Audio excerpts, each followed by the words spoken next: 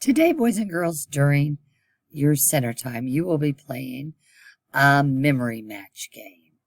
You will lay your cards out like I have laid out my cards, and you will undo one card, and it reads its. You're going to look for its match, which would be it is. I'm going to look behind this one. And no, it is not a match. So I'm going to go ahead and put both of these back. Put both of these back, and you can click and drag it over. And I'm going to try to find another match. So I'm going to turn this one around. Oh, it is. It is. Now, where was it? It's one of these. I think it's here. And yes, I have a match. It is. And its is a match. So I would write it down on my paper. So have fun matching your contractions.